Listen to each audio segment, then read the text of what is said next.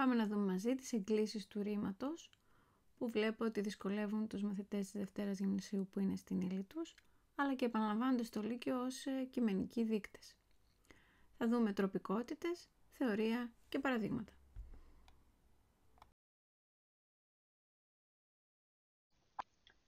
Οι εγκλήσεις είναι οι διαφορετικές μορφές που παίρνει το ρήμα ώστε να δηλωθεί η στάση του ομιλητή, δηλαδή η τροπικότητα.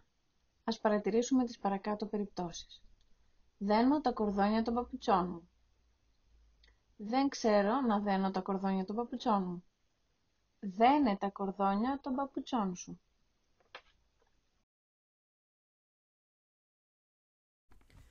Τις εγκλήσεις μπορούμε να τις χωρίσουμε σε δύο μεγάλες κατηγορίες, στις προσωπικές και στις απρόσωπες. Προσωπικές εγκλήσεις είναι αυτές που έχουν διαφορετικούς τύπους για τα διαφορετικά πρόσωπα του ρήματος. Στις προσωπικές κατατάσσονται η οριστική, η υποτακτική και η προστακτική. Απρόσωπες εγκλήσεις είναι αυτές που έχουν τον ίδιο τύπο για τα διαφορετικά πρόσωπα του ρήματος. Στις απρόσωπες εγκλήσεις κατατάσσονται το απαρέμφατο και η μετοχή. Ας δούμε και παραδείγματα. Προσωπικές, οριστική. Δένω τα κορδόνια των παπουτσών μου. Υποτακτική. Δεν ξέρω να δένω τα κορδόνια των παπουτσών μου. Προστακτική. Δένε τα κορδόνια των παπουτσών σου. Απρόσωπες, το απαρέμφατο. Έχω δέσει τα κορδόνια των παπουτσών μου. Και μετοχή. Δένοντας τα κορδόνια των παπουτσών μου, βρήκα 1 ευρώ. Τα κορδόνια των παπουτσών μου είναι δεμένα. Οι απρόσωπες δεν θα μας απασχολήσουν στη συγκεκριμένη ενότητα.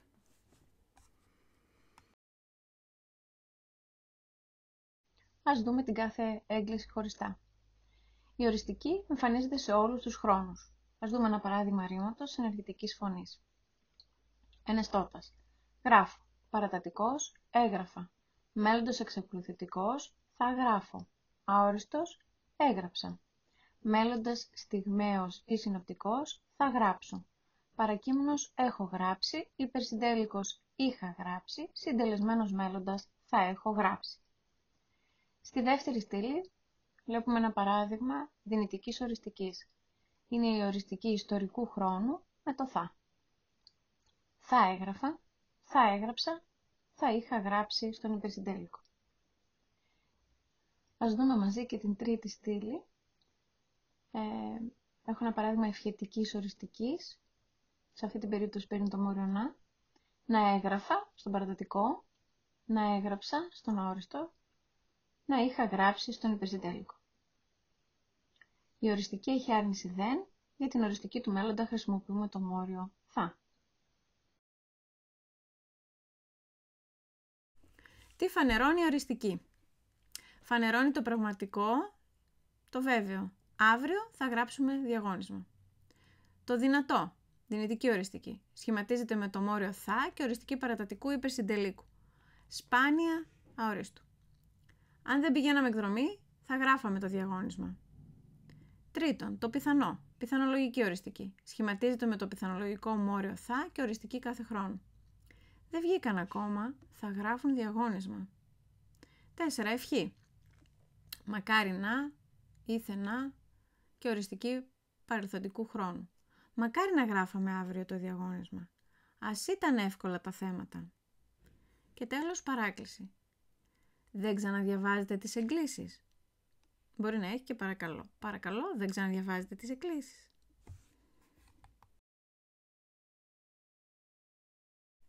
Πάμε στην υποτακτική.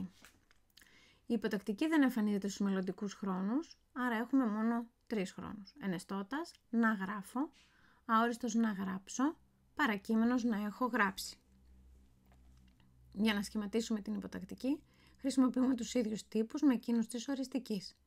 Χρησιμοποιούμε όμως επιπλέον το μόριο να ή τους συνδέσμους αν, εάν, σαν, πριν, πρινά, μόλις, προτού, άμα, για να, μήπως ή μην με τη σημασία του μήπως. Η υποτακτική έχει άρνηση μη και μην.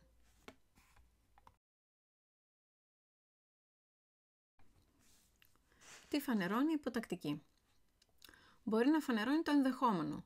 Παράδειγμα, ίσως και να γράψω καλά αύριο. Υπάρχει περίπτωση δηλαδή. Το επιθυμητό. Ας γράψω καλά αύριο στο διαγώνισμα και το βράδυ θα κεράσω τις φίλες μου. 3. Προτροπή ή αποτροπή. Ας διαβάσετε επιτέλους λίγο παραπάνω. Μην ξαναμιλήσετε χωρίς άδεια. Παραχώρηση. Εντάξει, ας παραλείψουμε την τελευταία ενότητα. Ευχή. Μακάρι να πάει όλη η τάξη καλά. Απορία. Τι να διαβάσουμε? Συνήθως σε ερωτήσεις. 7. Το πιθανό. Διαβάσουμε, δεν διαβάσουμε, το διαγώνισμα θα το γράψουμε. Το δυνατό. Τότε να δεις τι βαθμό θα πάρω. Και προσταγή ή απαγόρευση. Μην ξαναέρθετε αδιάβαστοι.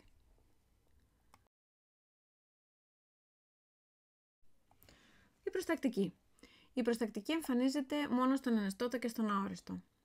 Ενεστώτας γράφε, εσύ και εσείς γράφετε. Αόριστος γράψε και εσείς γράψετε ή γράψτε. Η προστακτική έχει τύπους δηλαδή μόνο στο δεύτερο ενικό και δεύτερο πληθυντικό. Η προστακτική δεν έχει τύπους για την άρνηση. Όταν θέλουμε να δώσουμε αρνητική προσταγή, χρησιμοποιούμε την υποτακτική. Στην παθητική φωνή εμφανίζει τύπους μόνο στον αόριστο. Παραδείγματος χάρη ντύσου και ντυθείτε. Τι φανερώνει η προστακτική? Φανερώνει προσταγή, αλλάξτε αμέσως θέσεις. Απαγόρευση, μην ενοχλείτε την ώρα του μαθήματος. Παράκληση, Μαρία βοήθησέ με στο καθάρισμα, σε παρακαλώ. Ευχή, πήγαινε παιδί μου στο καλό. Προτροπή, ανοίξτε τα βιβλία σας στη σελίδα 3.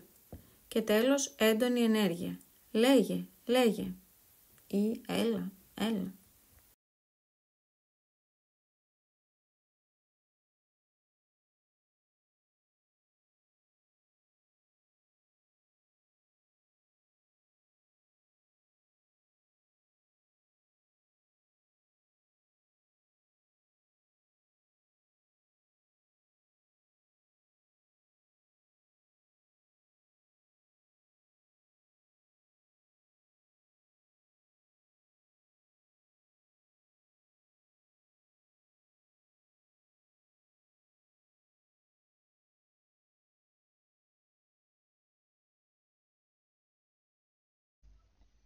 Στην τελευταία σελίδα μπορείτε να εξασκηθείτε σε μια σειρά παραδειγμάτων. Παράδειγμα πρώτο, κοιτάζει το γαλάζιο πουλί. Έγκληση οριστική, φανερώνει κάτι το πραγματικό. Το νερό της θάλασσας δεν πίνεται. Έγκληση οριστική, φανερώνει κάτι το πραγματικό ή βέβαιο. Θα έδινα τα πάντα για να πετύχω. Έγκληση οριστική και μάλιστα δυνατική οριστική, δηλώνει το δυνατό. Κατά τον ίδιο τρόπο μπορεί να συνεχίσετε και με τα υπόλοιπα παραδείγματα. Ευχαριστώ πολύ για το χρόνο σας και καλό διάβασμα.